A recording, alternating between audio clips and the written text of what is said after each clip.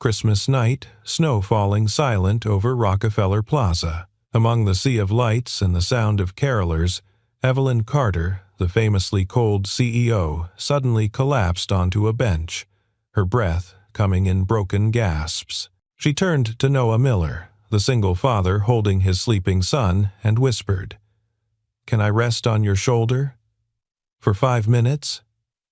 Noah froze. He didn't know she'd just received a phone call that could destroy her empire and pull him into the storm. The city gleamed with holiday lights, but they didn't reach every corner. In a cramped apartment in Queens, Noah Miller peeled off his work gloves with stiff fingers. The radiator clanked and hissed, barely pushing out enough heat. His 7-year-old son, Leo, sat cross-legged on the floor, crayons scattered around him, drawing 3 figures holding hands beneath a Christmas tree. One of the figures had angel wings. Noah stopped in the doorway, groceries in hand. $2.43 left in his wallet. He'd bought a roll of cheap ribbon and a $1 greeting card. The discount bin at the store had been picked clean of toys. He'd stood there longer than he should have, staring at the empty shelves, feeling the familiar weight of not being enough. He set the groceries down and pulled out his toolbox instead. Salvaged LED bulbs, copper wire, a broken lamp base he'd found behind an electrical repair shop. His hands moved with practiced efficiency, bending wire, soldering connections. Grace used to watch him work like this. She'd said he had magic in his fingers, that he could turn trash into light. Noah blinked hard and focused on the work. By midnight, he'd built a small, star-shaped lamp, its light warm and steady. Leo looked up from his drawing. "Is that for me, Daddy?" Noah nodded, throat tight. "Santa might be busy this year, buddy, but you've got me."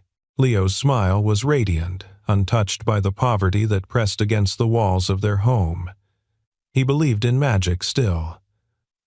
Noah prayed he could keep that belief alive just a little longer. Across town, Evelyn Carter stood in a tower of glass and steel, watching the same snow fall on a different world. The annual Christmas gala at Carter Holdings glittered with champagne and designer gowns. Evelyn moved through the crowd like a figure carved from ice, her smile practiced, her handshake firm. Every word she spoke was calculated, every gesture rehearsed. Victor Hale appeared at her elbow, glass raised. "To our fearless leader," he announced, loud enough for the nearby board members to hear. "May the new year bring continued success." The toast felt like a challenge. Evelyn met his eyes and saw ambition there, sharp and hungry. She raised her own glass and drank, tasting nothing. Her phone buzzed. She glanced at the screen, and her blood went cold. A text from her personal attorney. "We need to talk. Tonight. It's about Queens. Queens, the hospital. The decision she'd signed 3 years ago. The one that still woke her in the middle of the night, gasping." She excused herself, walking past the ice sculptures and the string quartet, out to the balcony where the winter air bit through her silk dress. Her mother's bracelet, the only jewelry she wore, felt heavy on her wrist. Another call came through. "Evelyn, listen carefully." Her attorney's voice was urgent. "Someone's leaked the Queen's hospital files. The FBI might get involved after the holidays. If this goes public before we control the narrative, the board will force you out." Evelyn's knuckles went white around the phone. 3 years ago, she'd signed the closure order based on financial reports that showed Queens Community Hospital was hemorrhaging money. She'd believed the numbers.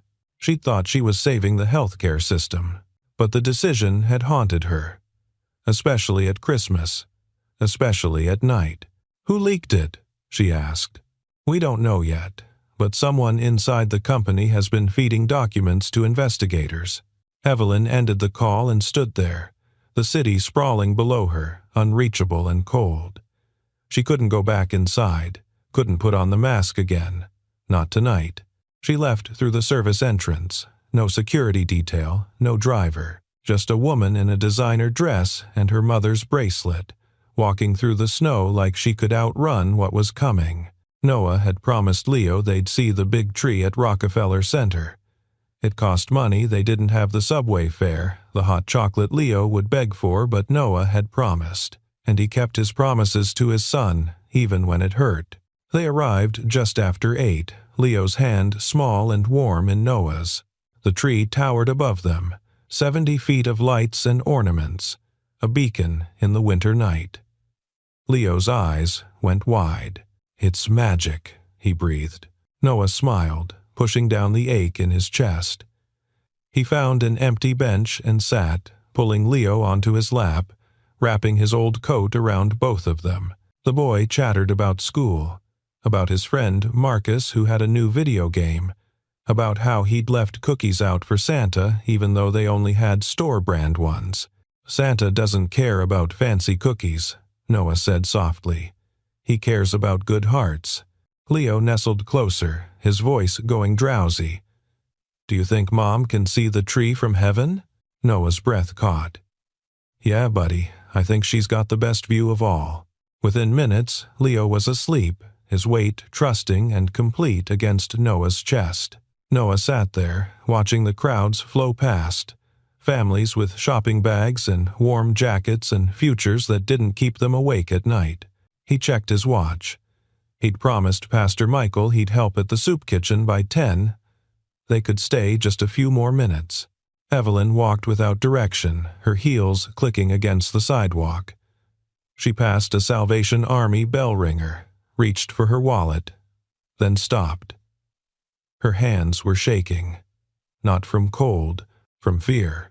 She found herself at Rockefeller Center. Her mother had brought her here when she was 7, before the accident, before Evelyn learned that the world broke people without warning.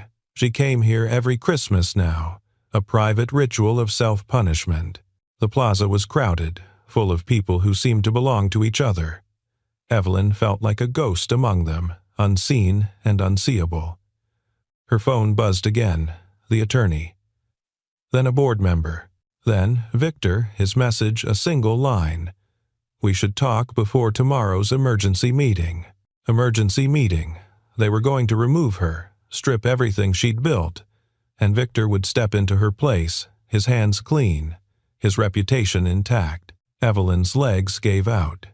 She stumbled to the nearest bench and collapsed, her breathing ragged, her vision blurring.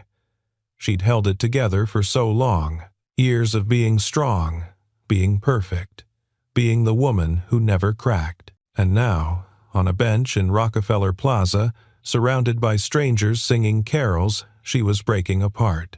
Next to her, a man sat with a child asleep in his arms. She could see his coat was worn, his boots patched. But the way he held the boy was gentle, protective, real. The words came out before she could stop them. "Can I rest on your shoulder? For 5 minutes?" Noah's head snapped up. He looked at her, really looked, and she saw him register the tears on her face, the tremor in her hands. "Ma'am, are you okay? Do you need me to call someone?" Evelyn shook her head. "Please, just 5 minutes." Noah hesitated. This was New York. You didn't trust strangers. But her eyes were desperate, and she didn't look dangerous, just broken. He shifted Leo slightly, giving her space. "Okay," he said quietly. 5 minutes. Evelyn leaned against him, and the dam broke. She cried silently at first, then harder, her shoulders shaking. The cold CEO, the woman who'd faced down boardrooms and hostile takeovers, wept on the shoulder of a stranger who smelled like motor oil and honest work. Noah didn't speak. He just sat there, steady as a wall, letting her fall apart. Leo stirred, opened his eyes, and saw the crying woman. His small face creased with concern. "Daddy, is she okay?" "She's having a hard night, buddy." Leo wiggled free and dug into his backpack. He pulled out a small stuffed reindeer, handmade in art class, uneven stitches and button eyes. He held it out to Evelyn. "For you," he said solemnly, "so you won't be lonely." Evelyn looked at the toy, at the child's serious face, and something in her chest cracked open. "Thank you," she whispered. "Thank you so much." Noah checked his watch. 5 minutes exactly. Evelyn straightened, wiping her face with the back of her hand, suddenly aware of how she must look. "I'm sorry," she said. "I shouldn't have. It's okay." Noah's voice was kind but distant. He was pulling back, putting up boundaries, protecting his son. Evelyn reached into her purse and pulled out a business card, then stopped. She turned it over and wrote on the blank side instead, just a phone number and a single letter. "If you ever need help, call this number." Noah took it, uncertain. Evelyn stood, unsteady on her heels. She looked at Leo one more time, at the boy who'd given away his treasure to comfort a stranger. "You're raising him right," she said to Noah. Then she walked away into the snow, clutching the little reindeer. Noah meant to throw the card away, but Leo insisted they keep it. So Noah tucked it into his wallet, behind Grace's photo, and forgot about it, until the next morning when his phone wouldn't stop ringing. Noah woke to dozens of missed calls from unknown numbers. Text messages flooded in, ranging from curious to cruel. He opened his email and found his inbox stuffed with spam. His neighbor knocked on the door, phone in hand. "Noah, you're on the news." The photograph was everywhere. Evelyn Carter, CEO of Carter Holdings, her head resting on a strange man's shoulder, clearly crying. The headlines were merciless. "Ice Queen melts in mystery man's arms. CEO's Christmas breakdown caught on camera." Who is the man comforting Evelyn Carter? Noah's blood ran cold. He hadn't done anything wrong. He'd been kind to someone in pain, and now his face was online, his privacy shredded, his life invaded. At Carter Holdings, the emergency board meeting was already underway. Conrad Whitman, head of the board, sat at the end of the table like a judge passing sentence. "This is a disaster," he said flatly. "Evelyn, you've given our competitors ammunition. You've made yourself look weak." "I didn't plan to cry on a park bench," Evelyn said, her voice tight. "I'm human. Sometimes humans break down. Not when they're the face of a $30 billion company." Miranda, from PR, slid a document across the table. "We need to release a statement immediately. We'll say you were accosted by a stranger seeking money. We'll frame him as an opportunist." No, the word came out harder than Evelyn intended. He didn't do anything wrong. He was kind when he didn't have to be. Victor leaned forward, his expression sympathetic. "Evelyn, I understand you're emotional, but we have to protect the company. If we don't control this narrative, it controls us. I won't destroy an innocent man to save face." Conrad's jaw tightened. "Then you're making this very difficult." The meeting ended with no resolution. But, as Evelyn left, she heard Victor's voice behind her, too quiet for the others, but loud enough for her. "Don't worry, Conrad. I'll handle the stranger problem." Noah tried to take Leo to school, but the other parents whispered and stared. One mother pulled her child away when Leo approached. The school counselor called Noah in, her face concerned. "Mr. Miller, we're receiving calls from parents who are concerned about the media attention. I didn't do anything wrong. I believe you, but perhaps Leo should stay home until this blows over." Noah left the school with Leo's hand in his, anger and humiliation burning in his throat. They went to the soup kitchen where Noah volunteered, but even there, people looked at him differently, like he was a scandal instead of a person. Pastor Michael pulled him aside. "Don't listen to them, Noah. You've got a good heart. This will pass." But Noah wasn't sure it would. The internet didn't forget, and whoever Evelyn Carter was, she existed in a world that crushed people like him without a second thought. He thought about Grace. How she'd died because a hospital closed its doors. How the people who made that decision never faced consequences, never saw the ambulance that couldn't get to the next facility in time, never held a dying woman's hand and promised to protect their son. He was starting to hate rich people, starting to hate their power to destroy lives with a single photograph. Evelyn disguised herself in a knit cap and plain coat and went looking for Noah. She found the soup kitchen through a records search, driven by guilt she couldn't shake. She stood in the back, watching him serve meals to homeless families, watching him teach Leo how to hold the ladle steady, how to look people in the eye and say, "You're welcome," with dignity. One of the men in line, weather-beaten and missing teeth, clapped Noah on the shoulder. "You're good people, Noah. Don't let them tell you different." Evelyn felt something twist inside her chest. This man, this struggling father, had more community and respect than she'd ever had. He was rich in ways she'd never understood. She left before he could see her, but the image stayed with her. Noah wasn't a problem to be managed. He was a person. And he was exactly the kind of person her decisions had hurt.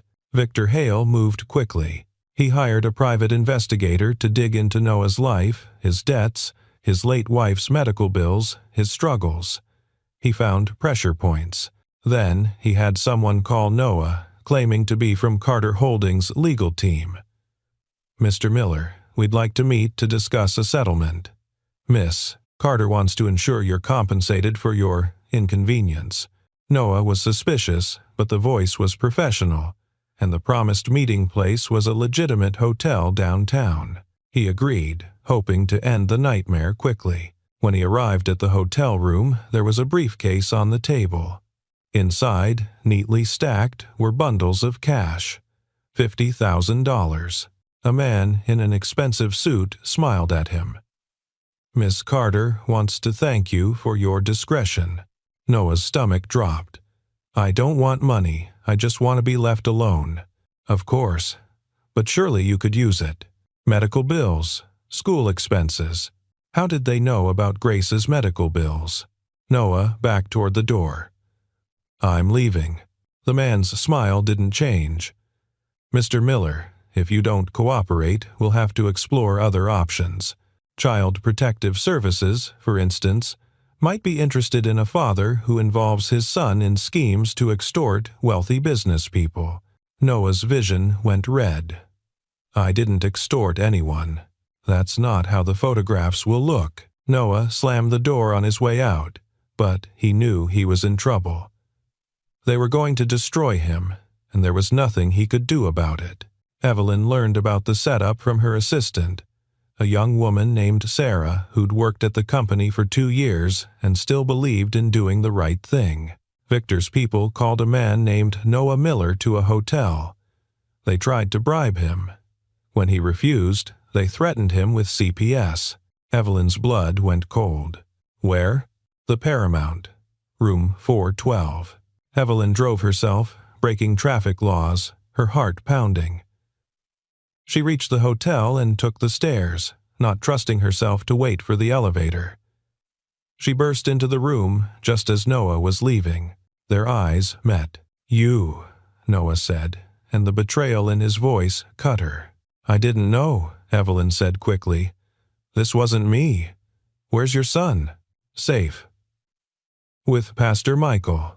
Noah's fists clenched. "Who are you people? What do you want from me?" Behind them, a phone buzzed. Victor's voice came through on speaker, clearly intended for the men in the room. "Make sure you get clean footage. We need him taking the money." Evelyn grabbed the phone and hurled it against the wall. "This stops. Now." She turned to Noah. "We're leaving. Trust me, please. Just this once." Noah should have said no. Should have walked away from this mess. But something in her face, desperation, fury, guilt, made him follow. They made it to the parking garage before the snow hit. It came fast and mean, the kind of storm that shut down the city. Evelyn's car skidded on the ice, fishtailed, and came to a stop against a snowbank. The engine died. Noah checked his phone. No signal. He tried the ignition. Nothing. "Do you have an emergency kit?" he asked. Evelyn shook her head, suddenly very aware that she'd lived her whole life insulated from real problems. Noah got out, checked the tires, and shook his head. "We're stuck. We need to find shelter." He led her through the snow to a church 3 blocks away, the same one where Pastor Michael ran his programs. The pastor took one look at them, Noah determined, Evelyn shaking with cold, and ushered them inside. The church was warm, candles lit, the smell of hot chocolate and cinnamon in the air. Leo ran to his father, and Noah caught him up in a fierce hug. Pastor Michael brought blankets and mugs of cocoa. Evelyn sat on a wooden pew, her designer clothes soaked, her makeup ruined, and felt more real than she had in years. "Why did you come after me?" Noah asked quietly. "Because you didn't deserve what they were doing. And because—" Evelyn looked at her hands. "Because 3 years ago, I signed an order to close Queens Community Hospital. I thought I was making a smart business decision. I didn't think about the people it would hurt." Noah went very still. "What hospital?" "Queens Community. It was losing money or so," the report said. "We shut it down to consolidate resources." The mug in Noah's hand started to shake. "My wife was a patient there. They closed it in the middle of her treatment. By the time we got her to another facility, it was too late. She died that night." Evelyn's face drained of color. The room seemed to tilt. "I'm sorry," she whispered, but the words were ash. Noah stood abruptly, pulling Leo with him. "Stay away from us. I don't care about your scandals or your company. Just stay away from my son." But before he could leave, a woman's voice cut through the room. "Evelyn Carter. I thought I recognized you." Dr. Amelia Grant stood in the doorway, her face lined with exhaustion and anger. She was there, volunteering, distributing free medication to people without insurance. She stared at Evelyn like she was staring at a ghost. "You signed the order," Amelia said. "You closed Queens." Evelyn nodded, unable to speak. Amelia turned to Noah. "Your wife was Grace Miller?" Noah's throat tightened. "How did you know her?" "I was one of the doctors at Queens. I tried to fight the closure. I told them the financial reports were wrong, that someone had manipulated the numbers. But no one listened." Evelyn stood shakily. "What do you mean, manipulated?" "The reports showed massive losses. But I had access to patient billing and actual expenses. The numbers didn't match. Someone inside Carter Holdings falsified the data to make Queens look unprofitable." Noah felt like he'd been punched. "Who?" Amelia shook her head. "I don't know. But I tried to report it, and suddenly I was accused of incompetence. I lost my hospital privileges. I've been working free clinics ever since." Evelyn's mind raced. Victor. It had to be Victor. He'd been VP of operations then. He'd overseen the report.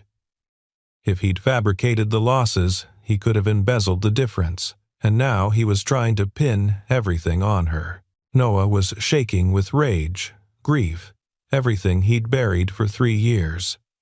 Leo held his hand, frightened by the tension in the room. "I saved the files," Amelia said quietly. "The real ones. I didn't know what to do with them, so I kept them, just in case." Evelyn looked at Noah, then at Leo, then at the small stuffed reindeer still tucked into her coat pocket. She'd spent her life climbing to the top, stepping on people without seeing them, and now she was standing in front of a man whose life she'd destroyed, a boy without a mother, and a doctor who'd lost her career for telling the truth. "I can't bring your wife back," Evelyn said, her voice breaking. "But I can make sure the people responsible are held accountable. If you'll let me." Noah didn't answer immediately. Leo tugged on his sleeve. Noah closed his eyes, his son's voice cutting through the anger. Grace had always believed in justice. Even at the end, even when she knew the system had failed her, she'd whispered, "Make sure this doesn't happen to someone else." He opened his eyes and looked at Evelyn. "I'm not doing this for you. I'm doing this for Grace." Evelyn nodded. "That's all I'm asking." But they had less than 24 hours before Victor made his move, and he was already 3 steps ahead. The next morning, Noah received official notice from Child Protective Services. An anonymous complaint alleged he was involving Leo in schemes to extort wealthy individuals. There would be an investigation. In the meantime, Leo might need to be placed in temporary protective care. Noah's world collapsed. He called every legal aid office he could find, but it was the day after Christmas. No one was answering. Evelyn showed up at his apartment within an hour. "I'm getting you a lawyer. The best one in the city. I can't afford. You're not paying." "I am. This is my fault, and I'm fixing it." Noah wanted to refuse on principle, but his son's safety mattered more than his pride. While the lawyer worked to delay the CPS investigation, Evelyn and Amelia went after Victor. They needed proof he'd falsified the Queen's reports. They needed it fast, and they needed it ironclad. Hannah Brooks, an investigative journalist, had been following the Evelyn Carter story, smelling something bigger beneath the surface. When Evelyn reached out offering an exclusive interview, Hannah agreed to meet. "I'll print the truth," Hannah said. "But I need evidence. Real evidence. Not just accusations." Evelyn gave her everything. Amelia had saved the real financial reports, the discrepancies, the timeline showing Victor's involvement. But they still needed the smoking gun, the document that proved intent. Leo was playing with the star lamp Noah had made, turning it on and off, watching the light glow. Noah sat beside him, trying to figure out their next move. "Daddy, what did you put inside the star?" Noah frowned. "Just wires and a bulb, buddy." "No, there's something else. It rattles." Noah took the lamp and carefully opened the base. Inside, wedged between the wiring, was a small USB drive. He pulled it out, confused. He hadn't put it there. Then he remembered. The lamp base, he'd salvaged it from Grace's old office supplies. This must have been hers. His hands shook as he called Evelyn. When they opened the drive on Amelia's laptop, they found everything. Emails between Victor and an accountant. Spreadsheets showing real numbers versus fabricated ones. Memos discussing managing the narrative around hospital closures. And a final document, a whistleblower complaint Grace had drafted but never filed, dated 2 days before she died. Noah read his wife's words through tears. She'd known.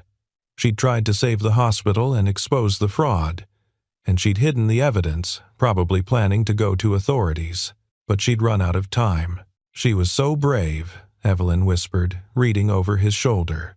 "She was everything," Noah said. Now they had what they needed. But Victor had the board, the PR machine, and the power of the company behind him. Taking him down would require perfect timing and flawless execution. Victor called an emergency board meeting for 6 p.m. the day after Christmas. He planned to present evidence of Evelyn's breakdown, her poor judgment, and her liability to the company. He would recommend her immediate removal and offer himself as interim CEO. Evelyn had a different plan. At 5:45, she walked into the boardroom with Noah at her side. The board members looked shocked. Conrad started to speak, but Evelyn held up her hand. "Before we begin, I need to say something." Victor smiled, thinking she was about to resign. "Of course, Evelyn, we're listening. 3 years ago, I signed an order to close Queen's Community Hospital. I believed I was making a sound financial decision based on reports that showed significant losses.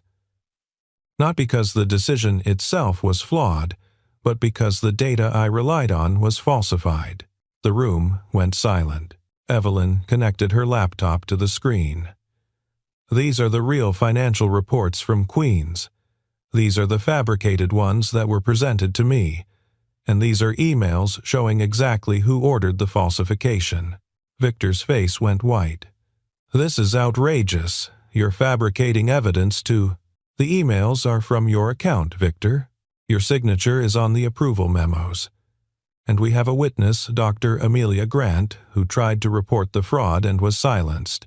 Hannah Brooks stepped into the room, camera crew behind her. "I'm running this story tonight, with or without comment from the board." Conrad looked between Evelyn and Victor, calculating. "This is a serious accusation." "It's the truth," Noah said quietly. Every head turned to him. "My wife, Grace Miller, uncovered this fraud while working in hospital administration. She saved the evidence before she died. Queens Community Hospital closed while she was being treated there. The delay in transferring her to another facility cost her life." Noah's voice didn't waver. He pulled out Grace's photo and set it on the table. Her name was Grace.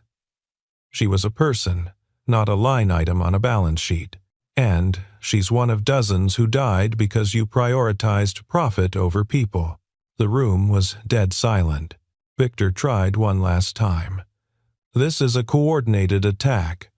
Carter, you're so desperate to save yourself that you're inventing conspiracies." "The FBI already has copies of everything," Evelyn said calmly. "They've been investigating for weeks. The only question now is whether this board wants to cooperate or obstruct." Victor stood, knocking his chair backward. "You'll destroy the company." "No," Evelyn said. "I'll clean it. There's a difference." Security escorted Victor from the building an hour later.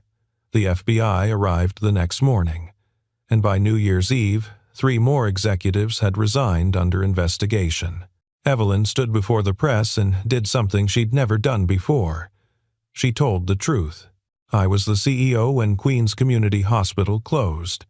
I signed the order based on fraudulent information, and I failed to verify the data thoroughly. That failure cost lives. I cannot bring those people back, but I can ensure this never happens again." She announced her resignation as CEO, effective immediately. She also announced the creation of the Grace Miller Health Fund, endowed with $50 million of her personal wealth, dedicated to keeping community hospitals open and providing free care to low-income patients. "Justice isn't just about punishing wrongdoers," she said, looking directly at the camera. "It's about making things right. I can't undo what I did. But I can spend the rest of my life trying to be better." Noah watched the press conference from Pastor Michael's church, Leo asleep against his shoulder. He felt hollow, exhausted, grieving all over again. But underneath it all was something else, the faintest sense of peace. Her truth had mattered. A year passed. Noah got a job working maintenance for the new network of community health centers funded by the Grace Miller Health Fund. It paid well, had benefits, and gave him pride in his work. Leo thrived in school, no longer afraid of being taken away. Evelyn left her tower and her title behind. She learned to take the subway, to shop at regular grocery stores, to be anonymous. She volunteered at the soup kitchen every week, working alongside Noah sometimes, mostly in silence. On Christmas Eve, Noah took Leo to Rockefeller Center, as he did every year now. They stood beneath the great tree, and Leo held the star lamp, its light still glowing warm. Evelyn found them there, standing alone in the crowd. She'd kept the little reindeer Leo had given her. She carried it everywhere. Leo saw her first. "Miss Evelyn!" He ran to her and hugged her waist. "You came!" "I hoped you'd be here," she said softly. Noah walked over, hands in his pockets. They'd worked together all year, rebuilding what Victor had destroyed. But they'd never talked about that first night. About 5 minutes that had changed everything. "Thank you," Noah said. "For what you did. For the fund. For Grace." "I did what I should have done 3 years ago," Evelyn replied. "It's not enough. It'll never be enough." "No," Noah agreed. "But it matters." They stood together, watching Leo run toward the tree, his laughter bright against the winter air. Evelyn reached into her pocket and touched the worn reindeer. "He told me I wouldn't be lonely," she said quietly. "I didn't believe him then. Do you now?" Evelyn looked at Noah, at the man who'd lost everything because of her world and still chose kindness over bitterness. "I'm starting to." Noah gestured to the bench where they'd met a year ago. "Want to sit?" They sat, leaving space between them at first, then slowly settling closer as the minutes passed. Leo ran back with hot chocolate, insisting they share. They did, passing the cup between them, their hands rushing.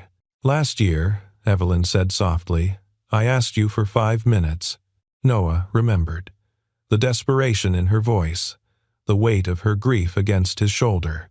"This time," Evelyn continued, meeting his eyes, "can I rest longer than 5 minutes?" Noah didn't answer right away. He looked at his son, at the tree, at the strangers singing carols around them.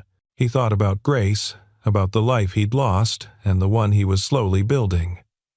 He thought about second chances and whether people really changed or just learned to hide their flaws better. Then he thought about the woman beside him, who'd given up her empire to do the right thing, who'd learned to be human the hard way, who still carried a stuffed reindeer like it was made of gold. "Yeah," Noah said finally, his voice rough with emotion. Evelyn leaned against him, and this time it wasn't grief that made her shake. It was hope. Fragile, terrifying, real hope. Leo climbed up between them, wedging himself into the space they'd left. "We're like a family," he said matter-of-factly, arranging their hands so they all connected. "Not the family I had before, but a good one." Noah kissed his son's head, tears burning his eyes. "Yeah, buddy, a good one." The snow fell softly over Rockefeller Plaza, covering the city in clean white. Somewhere in Queens, the lights of a reopened hospital glowed warm, saving lives that would otherwise be lost. Somewhere in a boardroom, honest people made honest decisions, and on a wooden bench beneath a Christmas tree, 3 people who'd been strangers a year ago sat together, building something fragile and fierce and true. 5 minutes had become a lifetime, and the night, cold as it was, felt warm enough to heal.